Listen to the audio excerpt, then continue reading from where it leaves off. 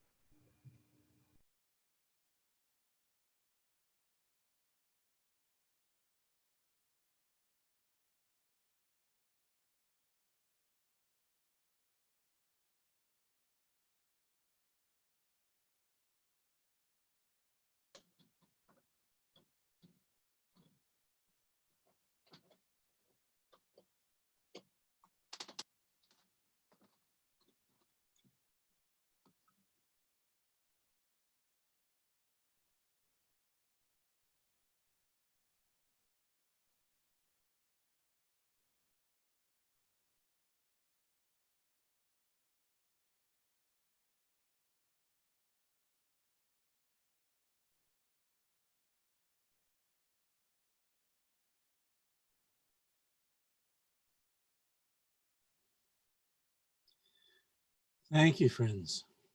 Thank you very much, John, for that introduction and for this lovely opportunity for teaching. And I very much appreciate speaking out of the silence in the Friends tradition. And thank all of you for tuning in. I'm very happy to be able to speak with you tonight. I want to talk about some ideas about what it is we know about the situation that we're in and some different ways of thinking about it to make the way smoother for us and to help us be at our best during this time. We have had many pandemics in human history. And so we know a lot about pandemics and how it is they work and what the experience is. But we also know that the information that we have, especially currently, can change, and that information gets added to over time. And so the particulars that I talk about tonight of the coronavirus, please keep in mind that these things seem to be true in our current research, April 6th, 2020, and that the information does change as time goes on. One of our first experiences of a very large pandemic was the Bubonic Plague. Back in the 1300s, it took about 50 million people from Europe. And it was not known for a long time that the problem was a bacteria that was carried by flea bites. It had a mortality range up to 90% before the invention of antibiotics. And with antibiotics, the death rate from bubonic plague came all the way down to 10%. And that plague is still in a handful of countries and becoming active every so often. When we come to the AIDS epidemic in the early 1980s, it took us a while to understand that it was a virus that was passed through bodily fluids, that it was a virus that would change. So it became difficult to formulate one medicine that would work. We had to actually put together a few different medicines so that as the virus would change, we could catch up to it.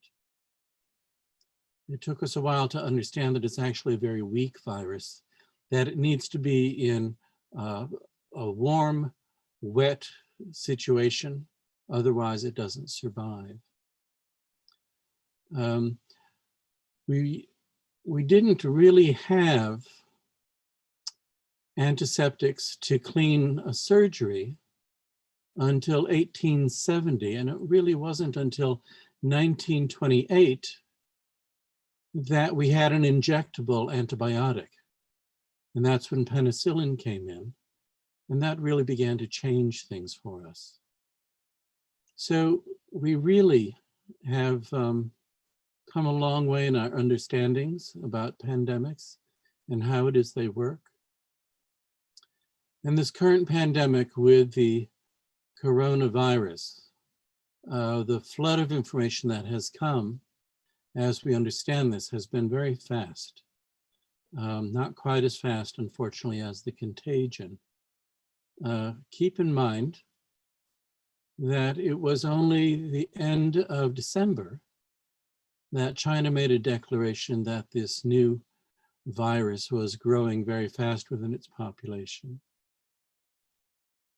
And that the World Health Organization declared an emergency at the end of January, and that it was a pandemic by March 11th. That's very quick in terms of contagion around the world.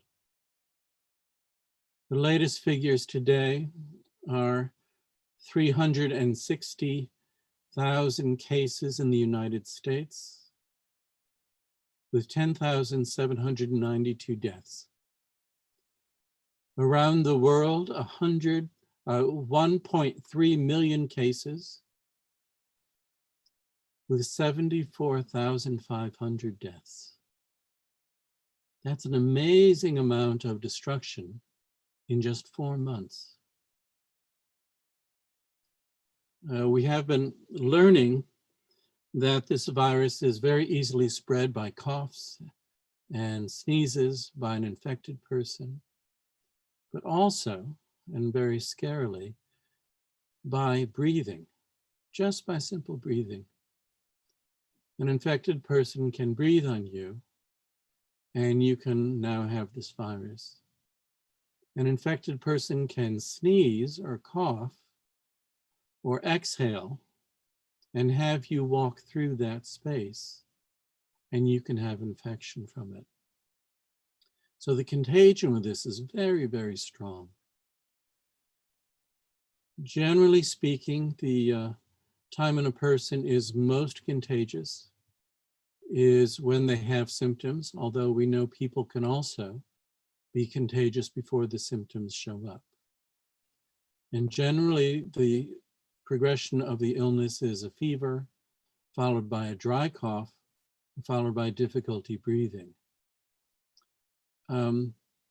Oddly, the testing that's being done in Iceland right now, out of all of the people they have tested, and they're attempting to test the entire country, only half of the people with symptoms have illness. This is one of the things we're still trying to find out about and how that works. Another thing that we understand is that while other viruses can be passed by sneezes and coughs, we know that for every droplet that contains virus in this particular illness, it carries many, many more viruses in each droplet of water. So it is very, very contagious and very dangerous in that way. A person tends to go from exposure to having symptoms between 2 and 14 days, with an average of 5 days. So that's fairly quick. It appears that only about 20% of people are becoming severely ill. Now that changes with the general health of the population. In older people, there tends to be a higher percentage of people who are becoming ill. People who have underlying conditions, who are ill to begin with, have a higher rate of becoming seriously ill. In general, the death rate is between 3 and 4% of people infected, but it can go as high as 15% in groups that are older and who are not well. A mild case runs about 2 weeks. A severe case runs about 3 to 6 weeks. And when people are dying from this virus, it happens anywhere between 2 to 8 weeks in general. Now, as I said, this information changes. So what I'm saying now, today, this seems to be true from our best research. But more information will come and more details will come to us. The virus remains viable up to 3 hours when it is in the air. But the good news is that it goes to half-life in an hour. So someone sneezes in the air and that virus is active for up to 3 hours. And after an hour, only half of the virus is there. And after another hour, only 25% of the virus is left and still active.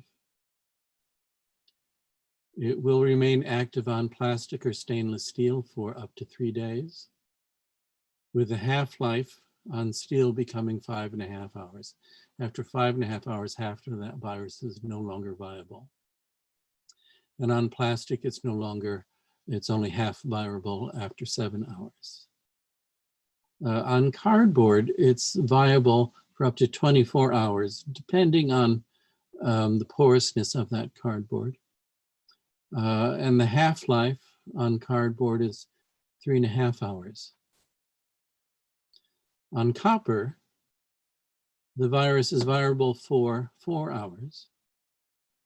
And the half-life on that is about 3/4 of an hour. So we can see that the contagion here is really very strong, very powerful. And it really calls for us to be very careful. Be very careful. If you are not staying at home, please consider doing so. We want as few people as possible to have this experience of this illness. Just as few as possible. So what What happens when we begin a pandemic? Well, the first thing is that we gather information. The first thing that's absolutely necessary is we find out as much as we can about how it works and what's going on.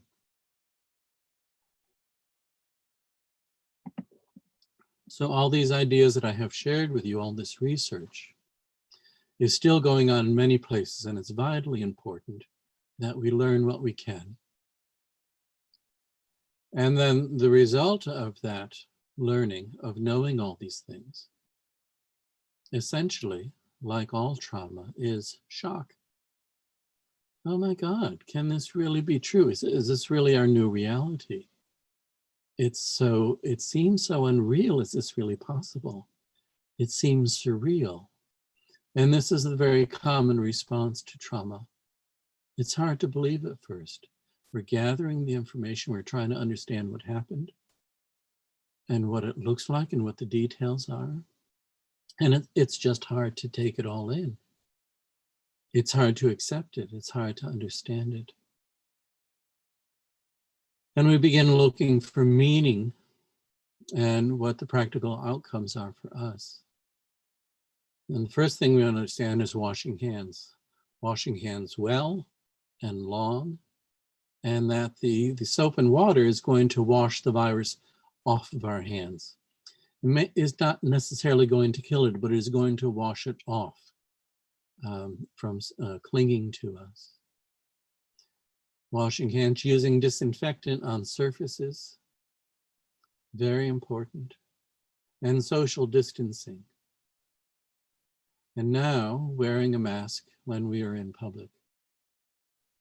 All of these are very, very important. And this is the first thing that we understand about the virus, that these things are now vital and very important for us to do for ourselves and our neighbors and our loved ones and people we're going to see when we need to go out. Very important. Really needs to be taken to heart. And then there's the question of how does all this feel? Well, it feels very strange. It feels very new. Some of us is wondering, is this really necessary? We can see within our own country, across the country, that there are still many people who are unsure that any of this is true. And as the numbers of deaths and infections rise, a certain reality sets in. And we know that this is very true. And we have to attend to it very carefully. So it's going to be important that you understand what your gut feelings are as you realize the circumstances that we're in now. The responses to trauma, the responses to crisis, to trouble of this size is really very individual. And people have all different kinds of responses.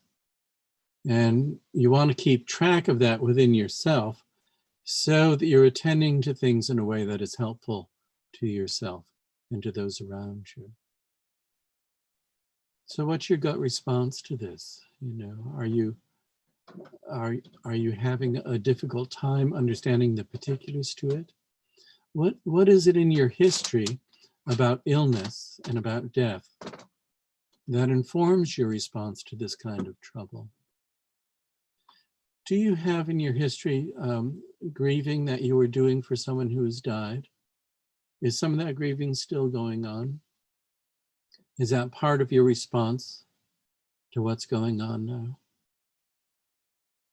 Do you maybe not have very much experience with death and dying? What's your experience with illness, with serious illness? Have you had serious illness? When you recall that, what's the feeling in your gut now? Is it fear? Is it sadness? Does it make you angry to recall that now? What's going on for you personally in your gut as you think about this pandemic that we are in now, that you have to be making your choices in now? You want to know about that for yourself. For some people, it's going to bring up a great deal of sadness. And maybe that sadness is going to slow them down in their practical responses. Now, for some people, it might bring up a lot of anger that they have to make changes in the way that we're living, changes in their behavior. For some people, it's going to make them very angry to see so much suffering, to see injustice, to see that not everyone has the opportunity for health care. For some people, it's going to be a frightening experience. And that fear is going to make it difficult for them to move freely and to do the next best thing for themselves and for other people. So you want to know what your gut level response to this is. Are you able to keep your curiosity about how this works, about what the particular and practical things are? Is it possible that you can feel your personal feelings about this, but not let the personal feelings get in the way of your understanding, of making decisions?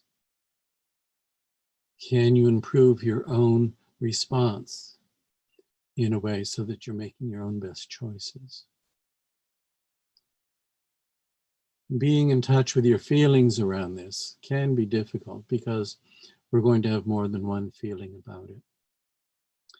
I want to suggest to you an idea called the 6 healing sayings, which is a way to be in touch with your own feelings about something so that you can understand what's going on within inside of you.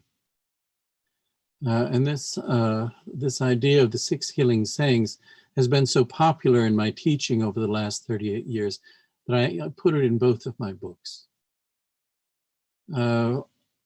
There are 6 sayings which are really category headings for lots of different kinds of feelings. But these 6 particular feelings are very important. And when we become frightened, when we become overwhelmed, when we become tired or discouraged, it can be very difficult to be in touch with all of our feelings. So I want to tell you what these 6 sayings are. I love you. Thank you. I'm sorry. I need help. That's not good enough. And no, or stop, or bug off, or something stronger, which I'm just not going to say right now. Each one of these 6 sayings is very important. When we become overwhelmed with something, it might be that one of these sayings becomes very difficult for you to say, partly because of history, maybe because of the environment where you work or the family that you grew up in. But you're going to want to know which one of these 6 sayings is difficult for you to say when you come into big trouble. So right now, this moment here with me, bring to mind someone who you love. Bring to mind someone whose love you find credible. And let me go through those 6 sayings again, and you see if you can sort out which would be the most difficult saying for you to put to this person, to express in any way. Bring that person to mind right now and pick out the most difficult saying. I love you. Thank you. I'm sorry. I need help. That's not good enough. And no, stop. If you find that one of these sayings is particularly difficult, I want to suggest that you become playful with it and use it playfully before you need to use it as a gut level response. When there is a saying that we are not fluent with, that we are not at home with using, when we're not able to express in any way, we develop a flat space in our emotional life where it should be round. That's one of the things that happens when there's a crisis. So I would like you to make friends with all 6 of these sayings and be able to use them when they're a gut level feeling. Each one of these sayings has a great deal of power, so we have to be careful with them. They can be used to hurt people and to manipulate people, and that's not what they're for. They are for using when they are an honest, gut level feeling that has integrity. And it's important that we be able to use them honestly.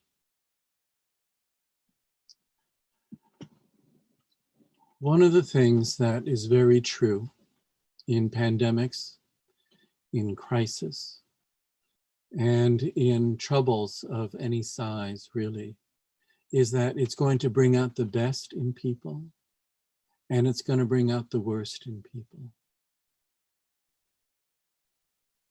The best looks like blaming, having lots of anger, being very fearful, making decisions not based on fact, having a difficult time trusting the new reality. And our best looks like compassion, kindness for ourselves, mercy for ourselves and for other people. And the more mercy that we have for ourselves, the more mercy we're going to have for other people. So you might be watching to see in your own response, is your response to this pandemic, to yourself and to other people, is this bringing up your best, or is this bringing up parts that are not really the best of you? Have you got a way to work with that? Have you got a way to shift that within yourself so that you're not operating out of panic? You're not operating out of blind anger. Have you got a way to think about this and to work with this, to talk with someone, so that you can rise up and be showing your best in your response to this? I like to think that we are all of us doing our best, which of course can be very humiliating at times. Oh, this is my best. What a shame that is. But if we are looking to do our best and trying to do our best, I want to take a careful look at how you're responding to this pandemic and whether or not you can improve that, and whether you can be responding to the people around you as they show you their best and their worst. Are they showing you their worst because there's a history of frightening illness in their lifetime? Are they having a difficulty with grief and terrified that they're going to have more? Can we be patient with that? If someone is rude to us and insulting to us, can we do the work of trying not to take it personally? That's very tough stuff. But when we can do that, we can take our sails out of their wind and not add to the conflict. So what does your best and worst look like? And what's happening around you that you notice in the best and the worst of people's responses? And can we be working on bringing our best to it? Now I want to talk a little bit about reverence. Usually we think about reverence in a religious context, in a spiritual context. I want to make our understanding of that a little bit broader. I want to think of reverence as when you understand that something is very, very important and it must be treated carefully and tenderly. That you want to take care of this because it's important. And we can have reverence for ideals like justice and integrity.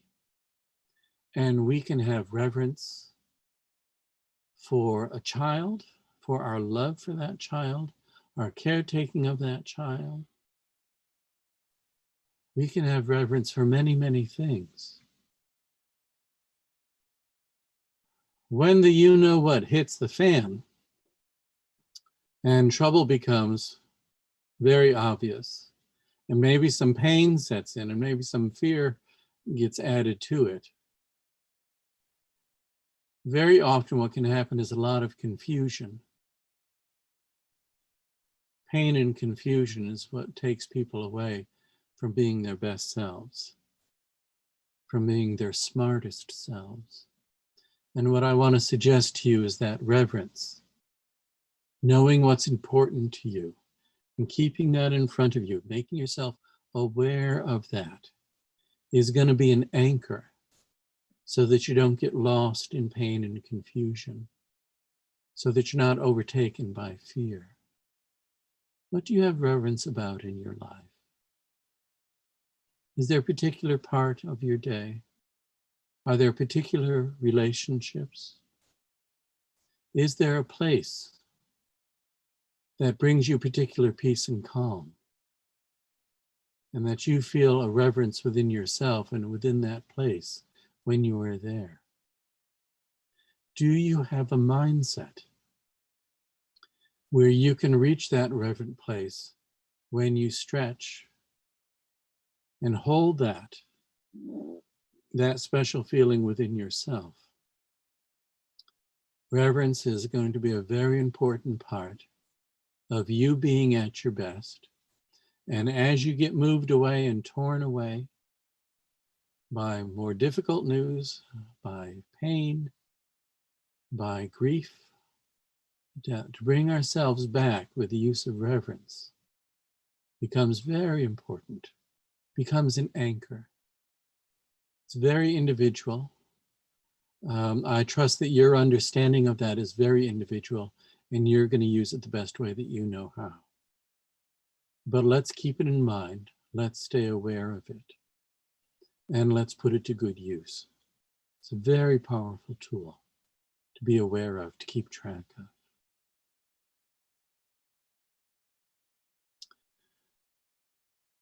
Now, for me,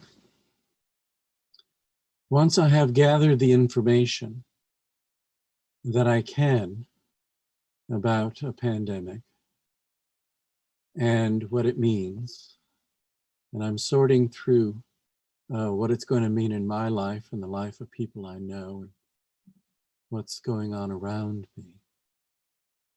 And I'm taking an emotional inventory about how it feels, and I have greater understanding about what it means. And I'm taking a look at my response and seeing whether I can do my best in this. And I'm using reverence in an ongoing, practical, pragmatic way. The next thing I want to look at is service. Now that's partly me being a Quaker, but it's also me just being a person. I know that no matter what's going on for me, someone's got it worse. And I want to know about that. And I want to know where that is and how it's going. And do I have something that will be of use? Is there a way that I can be of service?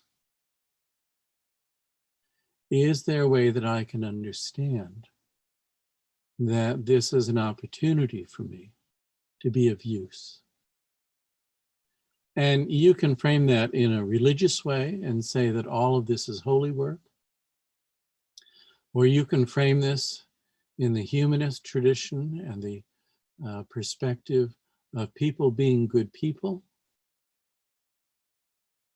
and just begin to understand what's the possibility for service here. Now, in other crises, the answer is fairly simple. If you want to work in the rape crisis, if you want to work in the crisis of homelessness, of hunger, of the AIDS pandemic, come on in, there's lots of work to do. There's lots of work for everybody to do. There's no shortage. But with this coronavirus, we can't go rushing in. The contagion is too strong. We can't go tearing off into this. So it becomes invention. It becomes creating. Where is it you live? And what's going on in the area where you live locally? Are there people having enough food where you live? Are there people whose amount of food that they can have, is that limited now by this virus? What do you know about that where you are? People running out of money. This is a big one. People running out of money where you are? What's being done about that? Is there a way that you can be of use? People lacking food, people lacking enough money. What's the organization near you that's attending to that? Is it happening through charitable organizations? Is it happening through the local government, the state government, through the federal government? Are there children by you? Are those children being taken care of in an okay way? Are there people that you can visit through the window just to check and make sure? Do they need something? Does someone need some shopping? Does someone need a gift of food or something else brought to them? This is a wonderful opportunity for service. Doesn't have to be anything grand, doesn't have to be anything gigantic. But when there's trouble, it feels good to be of use. It's better than just pacing around in the house and worrying whether or not you have washed your hands enough. If you can find a way to be of use, that's going to help you to get through this pandemic. Service is a good way. Is a good way to get through the day. Now, after you've looked around locally, maybe you want to look around in terms of your state, in terms of your county, in terms of the nation. Maybe you want to look at the politics. There are people who are helping and there are people who are not helping. And if those people are in positions of power and you can see what they're doing and you have some opinion about what they're doing, they need to know that. They need to know that when they are helping, you support them. To hear from you. They need that support. And when people are doing things that are not helping, people need to know about that also. They need to hear from us. People who are elected, people who are in appointed positions, people who have power, people who are spending our tax dollars. They need to know how we feel about how they're responding to this trouble. That's how democracy works. That's how ownership of representation works. And it's very important when there's big trouble that we're being clear about what we support and what we don't support. What are the ways you can do that? What are the ways you know to do that? Is it something that you've done before? Is this kind of new? I know my people in Washington know my name. Maybe they don't want to, but they do. They do. And this is important, especially now. Especially now. The bigger trouble we have, the more important this becomes. And also taking a look at the circles that you're involved in. Each of us are in lots of different circles. There are the people we work with. There are the people that we went to school with and met at summer camp years ago. There are the people who we have met through our families, and sometimes they are very large and extended families. In all of these circles that we are in, have you done some checking in to see how people are doing? Sometimes someone just needs someone to say, how are you doing? How is it for you over there? Tell me what's going on. That's a wonderful bit of kindness to do. Very simple. Been thinking about you. How are you doing? Is there a way that this particular trouble is hard on you? It's a good thing to ask. It's a good thing to check in on people and see how they're doing. Yeah. In all of these ideas around service, it's important that we have an understanding as to what it is we're good at and where it is we're fragile. Some people can do very particular kinds of work. Some people have technical know-how. I don't know how it is. I am talking to hundreds of people right now. I have no idea how this works. I am so grateful to the people who know how this works and can set it up so I can talk to you tonight. Maybe I need to learn more technical skills because that's going to be necessary with this trouble now. Maybe we need to learn some more technical skills. But it might be that other work is going to become available to me to be of service, to be of help. And I'm going to have to know what I'm good at regarding service. And I also have to know where I'm fragile. Maybe there are things that I'm not very good at. And so if service is going to entail those things, can I stretch and learn and work into it? Or are those actually things that other people should be doing? Other people should be doing, and maybe I shouldn't be doing. So I want to sort of know where it is I have some strengths and maybe where it is I shouldn't be working. Yes. So this is a lot of what's going on now, gathering information, trying to understand what it means, realizing that we're in shock. We're in shock because this is traumatic. It's traumatic for each person. It's traumatic for the nation. It's traumatic for the planet. And as we move out of that shock into understanding its meaning and how it is we need to be now, how it is we need to behave, how it is we need to care for other people, and staying merciful with ourselves and maintaining our reverence for what's important and taking a look to see how we can be of use, how we can be in service. That's enough homework for anyone for a good long time. So I hope you're going to be gentle with yourself. I hope you're going to be merciful with yourself.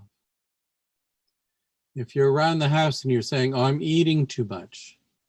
Oh, I'm not getting enough done. I'm not doing this. I'm not doing that. I made a long list and I'm not getting down it fast enough. Please, I would ask you, be merciful with yourself. Be merciful with yourself. This is probably the first time any of us have been in a pandemic like this.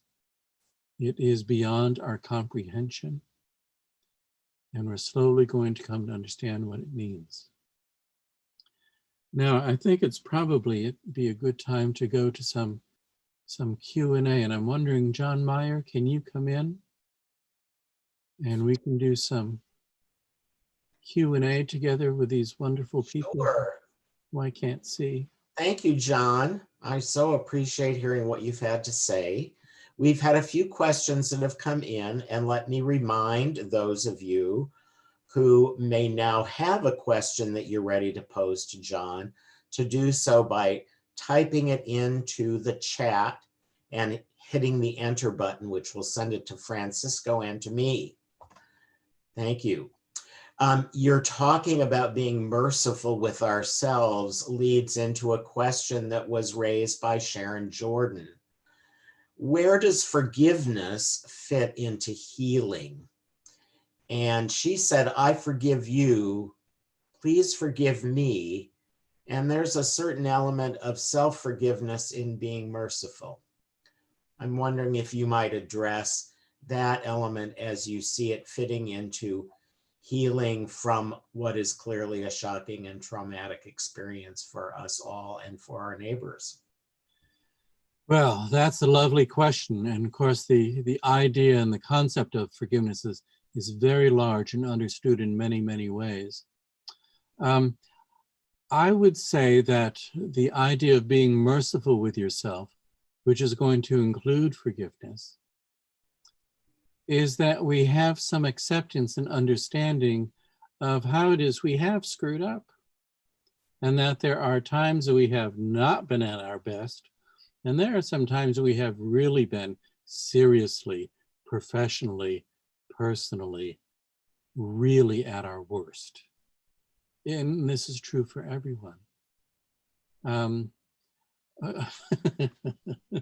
For me in this work, now I have been traveling in this work now for 38 years. And I like to think that I have learned a lot because I have made every mistake that is possible. If you make enough mistakes and you're paying attention to them and learning from them, you can have a grand education. Now, let me tell you about one time when I was working with a fellow who was dying with AIDS, lovely fellow named Michael, and he had a good half dozen illnesses, anyone that could have taken him at any time. And I went to give him massage one day, but I had been up too late the night before at a party. And so when I got to him the next afternoon, I was tired and I was grouchy, and I probably should have called in sick. Or at the very least, I should have said to him, Michael, I don't feel very well today. I'm going to do my best for you, but it's not going to be very good, and I apologize for that. Instead, I just went barreling in, thinking very highly of myself for this holy work that I was doing, such a fabulous person I am. And when I was doing the massage and he began to complain about his aches and pains, I threw up my hands in the middle of the massage and I said, you're only dying. Us poor creeps going to be around another 50 years. We got real things to worry about.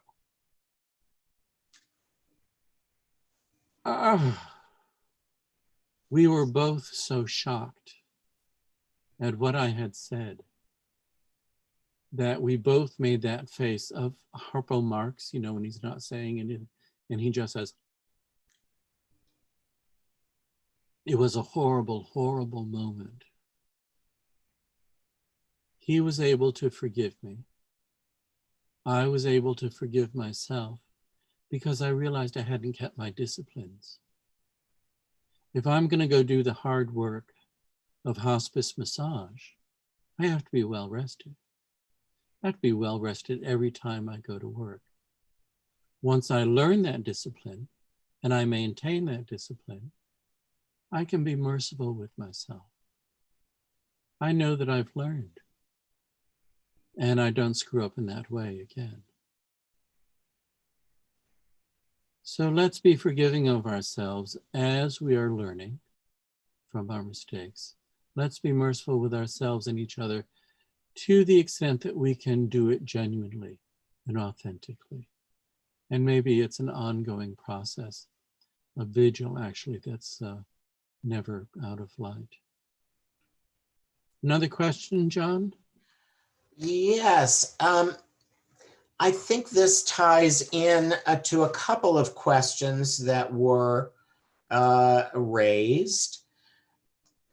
Can you speak to what it was like for you when faced with situations in your practice as a healer that called you to take risk that you'd never taken before? So in the AIDS epidemic, before we knew transmission and so forth and so on, whether physically, emotionally, spiritually, how you discovered the courage to accept the risk of the situation and act. And that ties into some other questions about how do you know when being of service creates a greater risk to you and your family, such as donating blood, which we know is going to be necessary in the epidemic, versus going to give blood where it has a certain amount of risk involved. How did you face the uncertainty of those risks when you, as I put it in our in our publicity that you took a leap of faith into the AIDS epidemic, for example? Yes, well, that's a wonderful question. And I can honestly say, I am a complete coward. And so in some ways it was a matter of faith. On the one hand, the light was so bright that I couldn't not go. On the other hand, realizing that I'm a complete coward, I would say to myself over and over and over, this is my terror. This is just my terror. It's mere terror. I don't have to live by this. I remember the very first person with AIDS that I went to work with. I went to offer him massage. Beautiful young man, covered with leopard spots, Kaposi sarcoma, red spots like a leopard over his entire body. He was terrified. This was in late 1983. We didn't have the word AIDS. We didn't know it was a virus.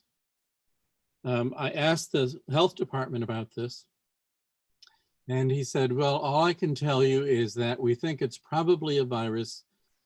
Gay men are kissing their grandmothers on the cheek, so we know it's not passed that way because there aren't any grandmothers with this right now.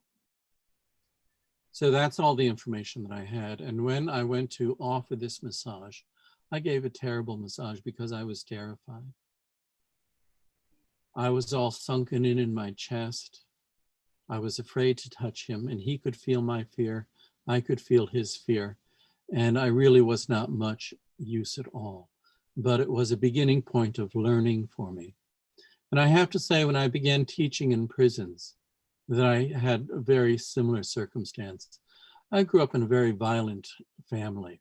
The immediate family had a lot of violence to it. There were state police and guns and knives and, God help us, all sorts of horrible things. And so going in to work in a prison with guards who have guns and such was not an easy environment for me to be in. But I would say my prayers and I would feel the light drawing me in. And I would say to myself over and over, this is mere terror. You go in here and do this now.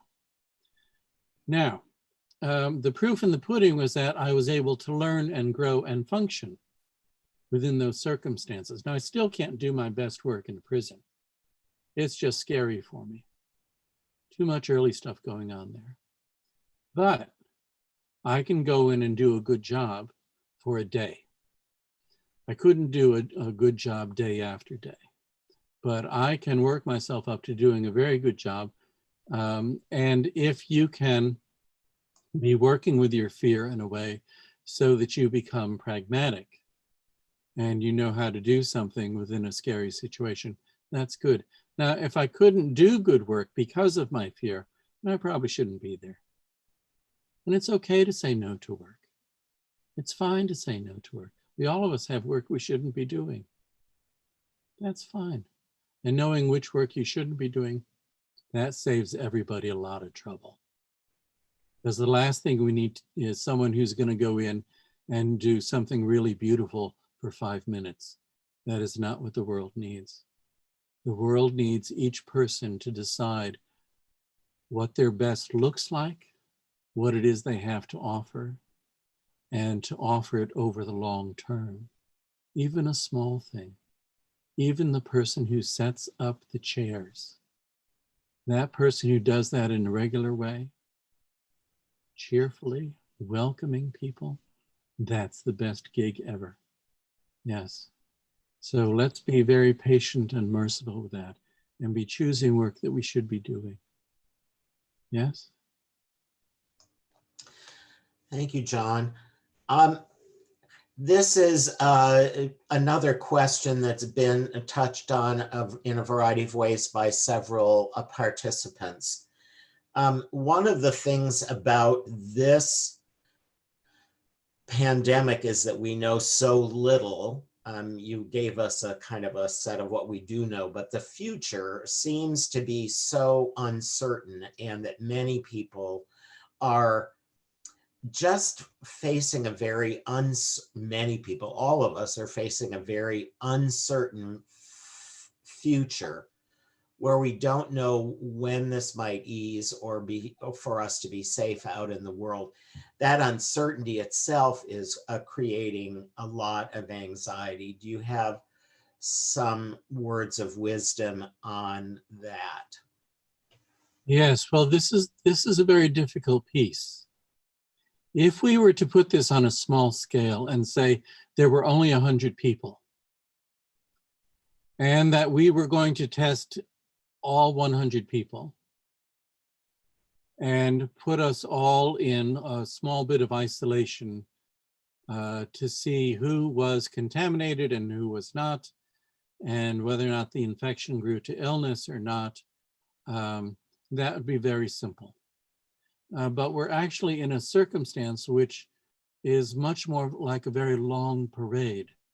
And you know, in a parade, people at the front of the parade will start singing the song. And the people in back of them will start singing along, and the people in back of them will start singing along. But they're not all singing the same thing at the same time. And so people at the end of the parade, they might be singing the same song, or it might be a different song entirely. And they're out of step, they're out of rhythm, they're not in the same verse. And if you get a chance to be on the top of a building and hear the whole parade singing, it sounds pretty messy. And it isn't beautiful music. And so now we are in a situation where we have some states where the leadership has been very clear to say, stay home, wash your hands, use disinfectant on your surfaces, put on a mask when you're in public, keep social distancing. And we have other places in our country where leadership is saying, oh, you know, I don't know if that's so important. And so we're in a circumstance where people's lives are being in danger because we don't have a singular message going out.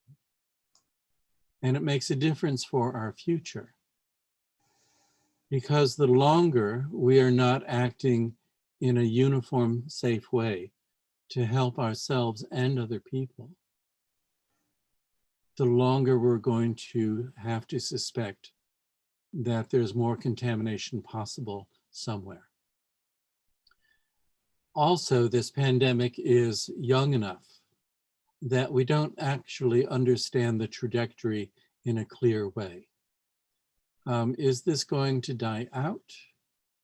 Is this going to die out simply? Are there things going to be left over afterwards? People who have antibodies, is it true that they can't be reinfected?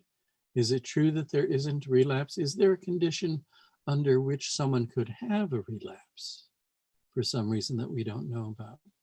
These are all things that we're still learning. And the result is that we don't quite entirely know what's going to happen next or how long this isolation is going to be necessary. And so we are hoping for the best.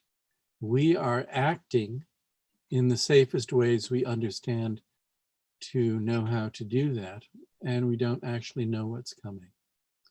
Now, we can keep track of the response of people in leadership, as I said, and keep track of who is helping and who's not helping. And when someone isn't helping, we have to let them know that very clearly.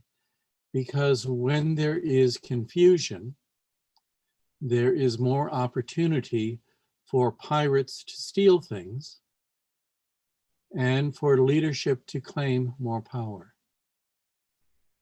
In leadership which is inappropriate, the grab for power may be irresistible. And so we have to be very careful about that and speak from where we are about what we're seeing. But other than not knowing actually what it's going to look like in the future, we're kind of stuck in that place. But I want to suggest that you keep your ears open, keep your antennas up to hear how it's moving in lots of different kinds of ways. Is someone making a decision for us which is actually going to hurt people? well, then we need to respond to that. These children who are in cages at the border, that needs to stop. People who cannot get safe equipment to be doing their very important work in hospitals, that needs to stop. So we have to speak to what we can. A very direct question. And there are some people who are asking like questions about how often should they be disinfecting the surfaces in their household. I'm going to leave those questions to checking with the CDC and the health department, knowing that you're not particularly an expert in disinfecting. Absolutely. But a friend has asked, have you worked with death healing among those who have coronavirus? I know, having worked in the AIDS epidemic, have you actually worked with people currently who are afflicted with this particular? I have not spoken with anyone who has been diagnosed. The calls that I have been getting are from people who are frightened. Mm-hmm. People asking for support, mostly people working on the front lines. And there are many, many of those. And I'm getting many calls, emails and phone calls from people who essentially would like some reassurance as they're doing great service. I have heard from some people who are afraid, but they either haven't been able to get a test or the test results haven't shown up yet. But I have not worked with anyone who is diagnosed. I'm anticipating that that will come, and I think that will probably come for all of us. We're all going to know someone who is diagnosed with this virus, and many, many of us are going to know people who have died. Yes. Thank you, John. I'm wondering if you might say a little bit more about reverence, which I think is a pretty key part of your approach to whatever it is you're going to do in the world to be of service, is to go to that place. There's a question about, would you say a little bit more about the reverence piece? Yes.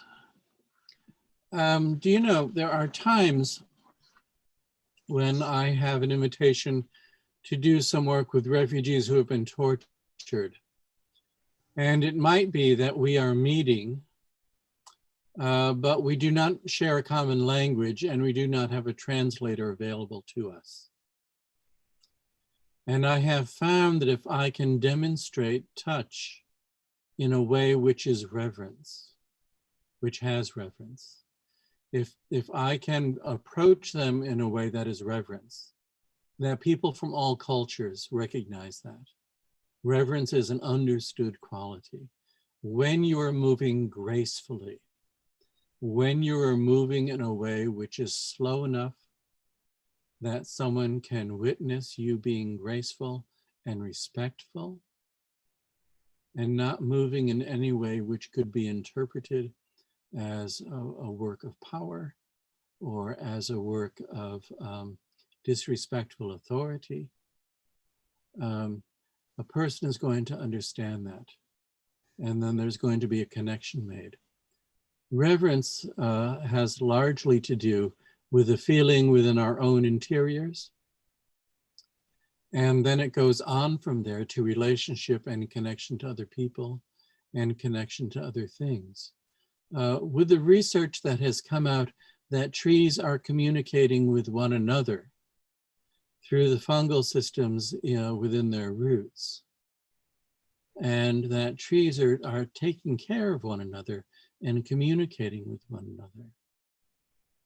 In my mind, that opens up whole worlds, so that when I'm walking in the forest now, I have a new understanding of the community that I'm in and that I'm part of. And I have a great deal of reverence, which is stronger now because I have some understanding as to how that community lives. So, you know, I think that it's a gut level feeling. We come to it in various ways. Some people come to it in the context of religion. Some people come to it in different kinds of context. I had the great joy of growing up on my grandmother's farm. And as a young person in the 1950s, that was a great place to be growing up. I had dozens of cousins, and we had this wonderful place to roam and be free and play in, and also do some work in. I was learning how to milk when I was 7. And I have a reverence for that place.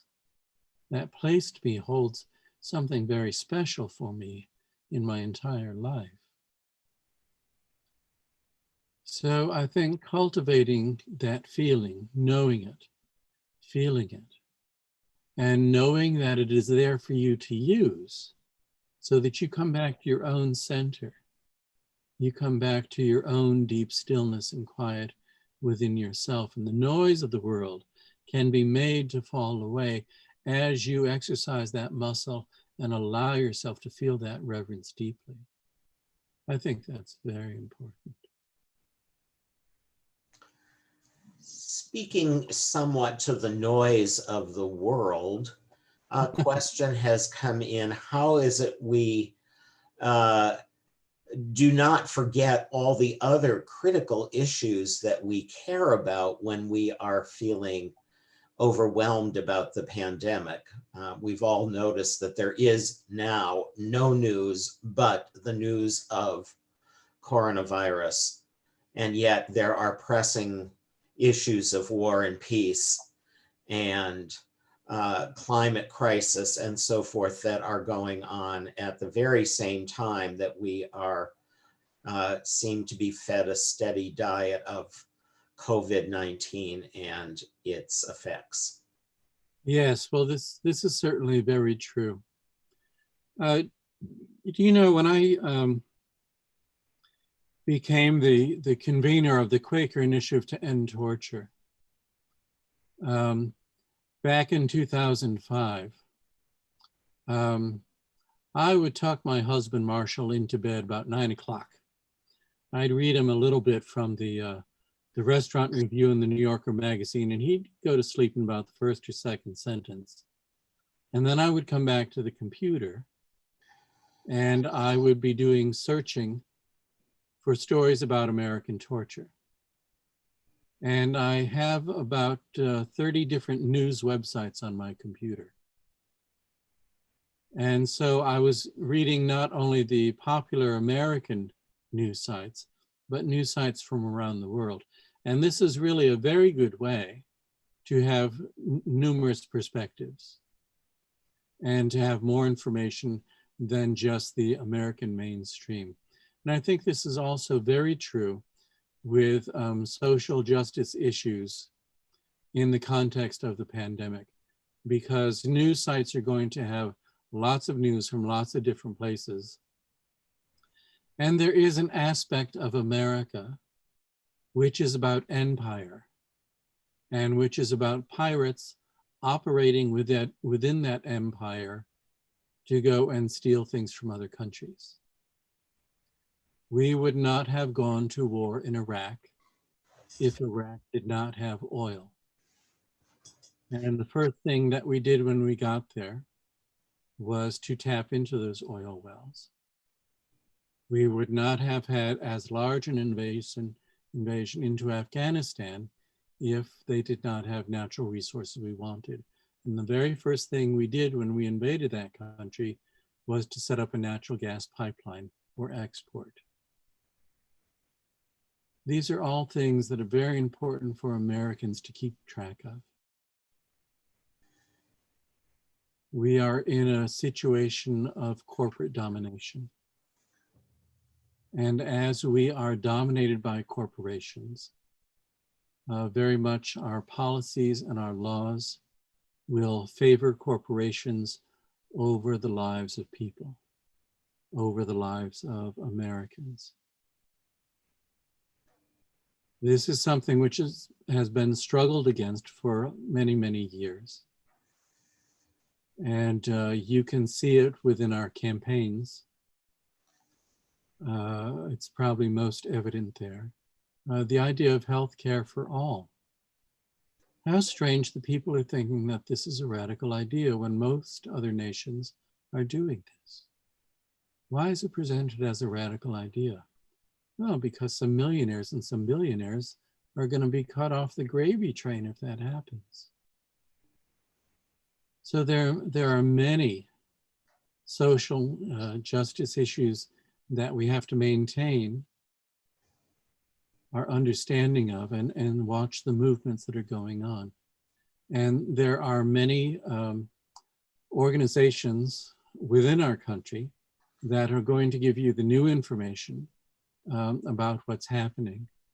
And it's a good idea to check out these other organizations and read their news and to find out which ones you trust and which ones you understand and what their perspective is.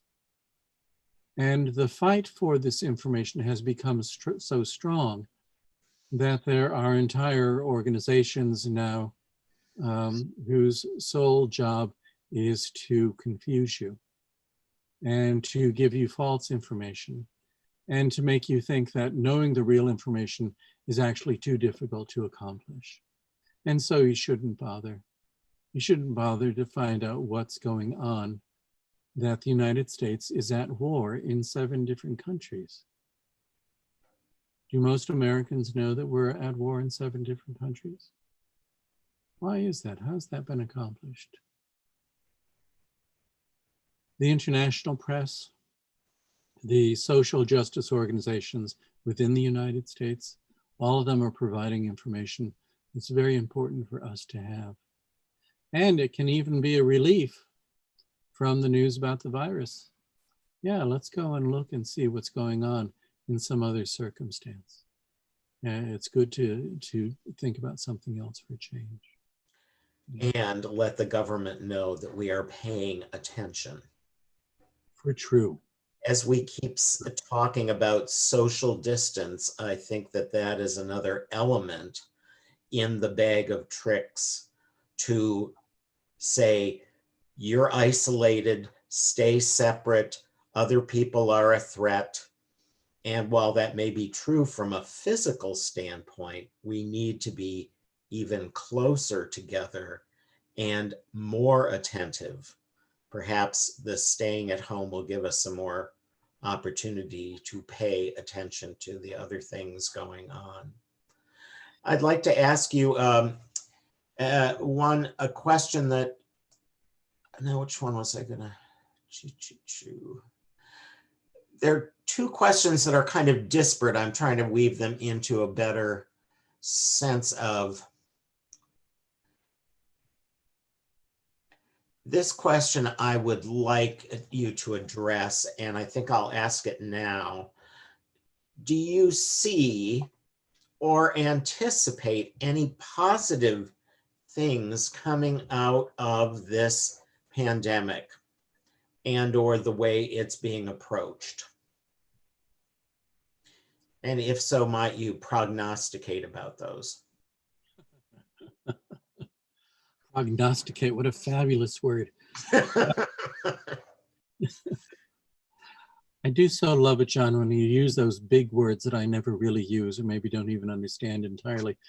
Do you know, trouble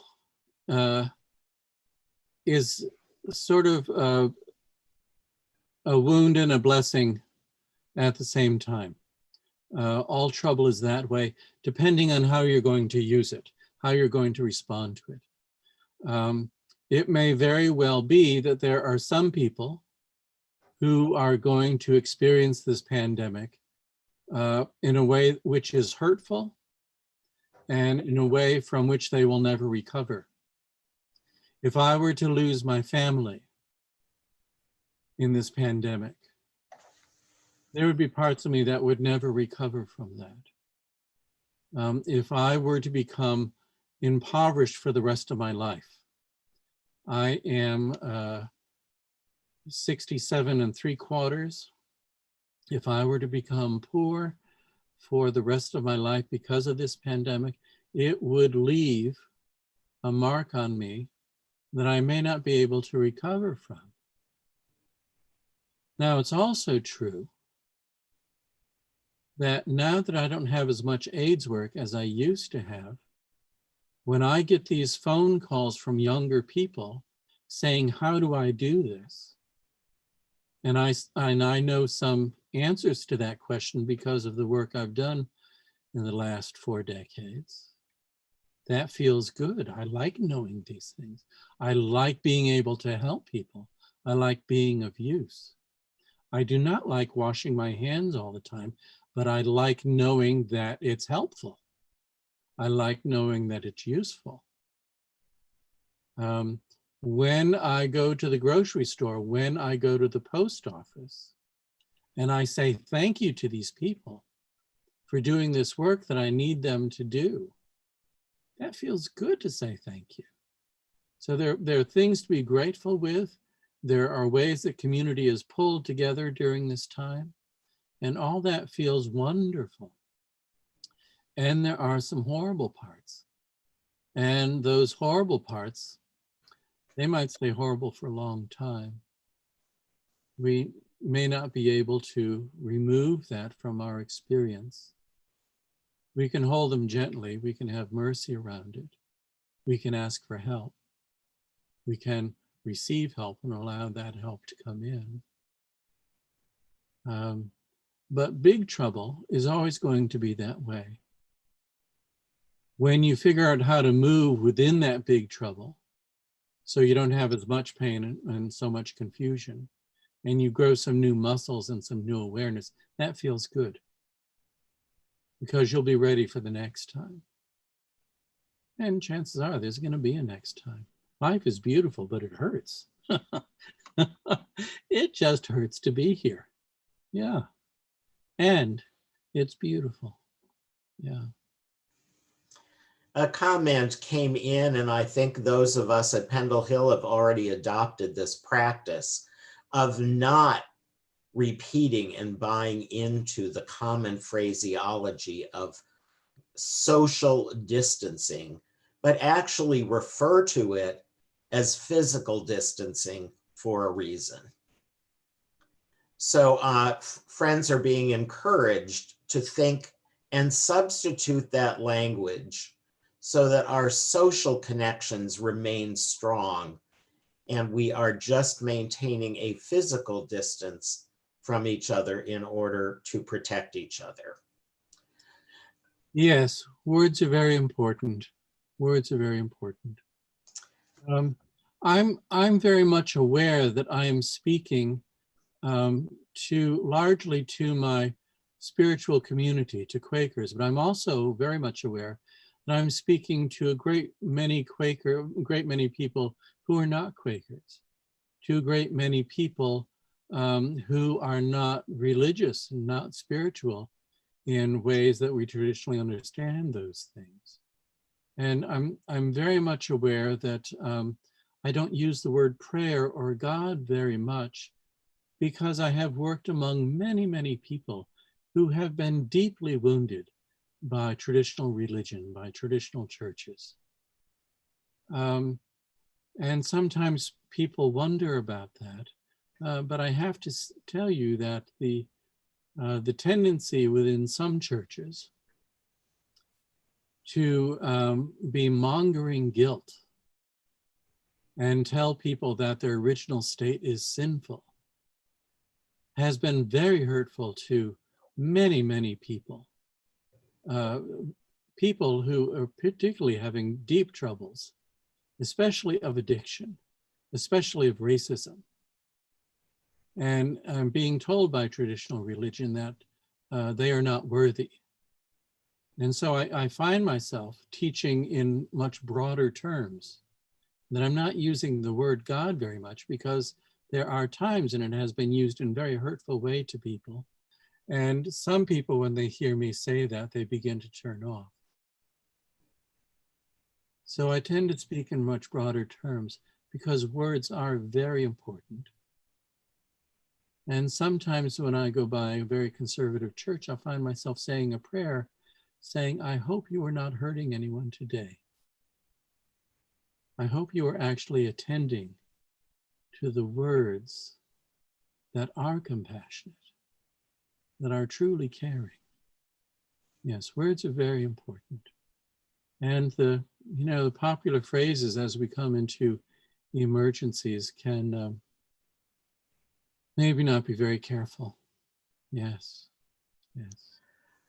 I know we're drawing close to the time and we may not be able to ask all of the questions, but this seemed to be a good one for you to respond to. As someone who has convened um, meetings for healing, several folks have asked the question of what role do you see meetings for healing at this time? And also someone who said we are considering holding a midweek meeting for worship for healing on Zoom. Do you have any suggestions about meetings for healings or how those might be conducted where there might not be an actual physical possibility of laying on of hands, for example? Well, as many of you who've been to my workshops know, I teach laying on of hands, I teach energy work, and I teach it in the most simple ways so that people can take it to heart and be using this as an ongoing tool at home, at work, within your spiritual communities, within your meetings. And I like to keep it simple so that it is something that people will use in an ongoing way.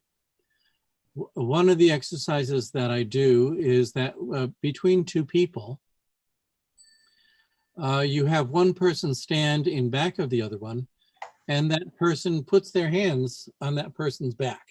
So I'm going to put my hands on your back, and I'm slowly going to feel around on that back, because every back has a place somewhere that it's a little bit tired or it's a little bit sore and it needs something a little extra. And it might be up here in the shoulders, or it might be sort of down here somewhere in the mid back or in the low back. And if you go very slowly and you're very quiet within yourself, your hands are going to say, it's over here. This place over here is where you want to be touching.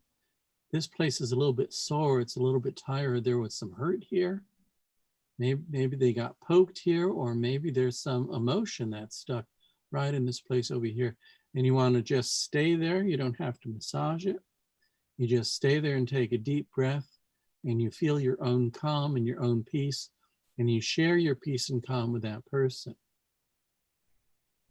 Now, after I teach that, I teach a whole pattern of doing energy work on a whole person, where that person is in front of you and you're touching various joints all around the body. And most often that person feels a deep calm and a deep relaxation. Sometimes the release of deep emotion so that person can come to clarity and deep relaxation. And that's a wonderful place to get to. It's a wonderful gift to give. Now, I tell my people in workshops that if you practice this and you do these 10 or 12 different moves and you use it for a good long time, after a while, you won't have to go all the way around the body and do the touching on all of the joints. You can just come to the body and be asking inwardly, where does the touch need to be? And you put your hand in that place. And maybe it's one or two places and your hands are on that person, and you go into your quiet and you're just holding there, and you make a gift of peace and calm to that person. And that's a lovely thing. And if you do that for a long time, then you can come and sit next to that person. And instead of placing your hands, and you have practiced the other two stages for a good long time, you can say, where is the need within this body? And instead of placing your hands, you go there with your intention. You feel where that place is in the body, and you go there with your intention. And you surround it with your care and your quiet, your peace and your calm, not your worry, not your fear, with your calm, with your peacefulness. With your reverence. with your reverence. Thank you.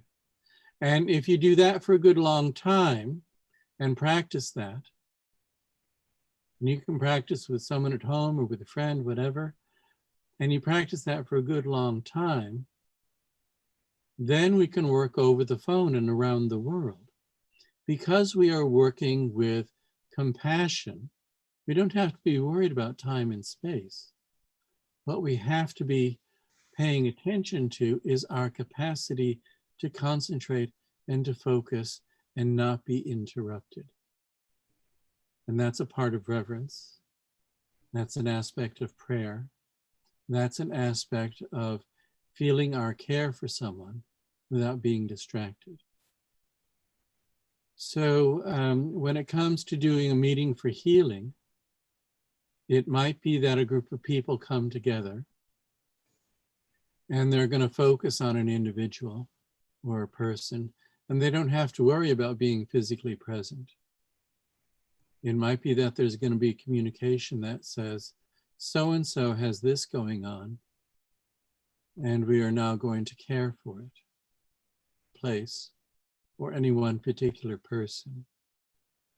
It might be that there's going to be a general focus. And this has always been true in monasteries of all traditions, that they hold all people and the whole planet, all beings, within their care and within their reverence. And this is what has made that spiritual tradition very important. So. Friends, thank you so much, John, for all that you have contributed to our collective sense of being together this evening in a time when the stress is high on all of us.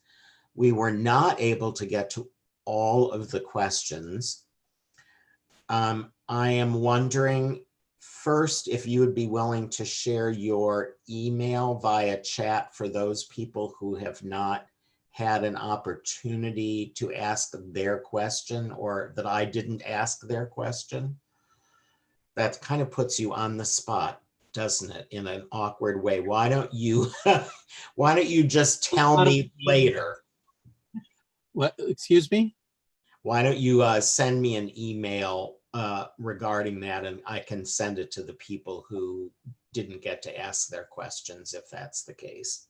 Yes, my email is on my website, and people are welcome to be in touch with me. It would not be useful to my well-being to hear from 500 people. Yes, and let me also say that we unfortunately didn't have all 500 people. For some reason, we had only 300 people for a good bit of our evening tonight. For some reason, our increase in volume was not recognized by Zoom for some reason or another.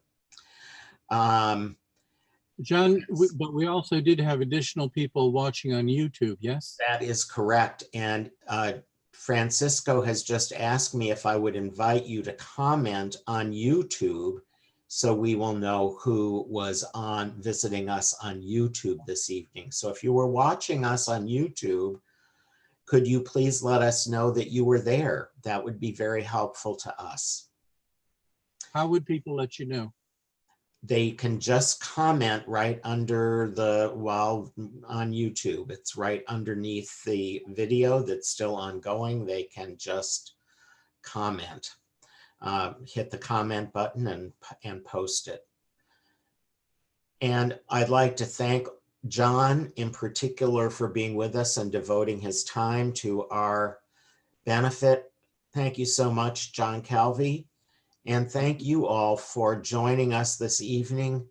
I'm so glad that you are with us, and I hope this has proven to be somewhat of help to you, and as you face the challenges that you all are dealing with your family, with perhaps not seeing your friends, not knowing whether you will see your friends alive before they pass, or relatives of yours, or being able to attend memorial services. These are challenges that we are all facing at this point, and there's a great deal of sadness and concern about that.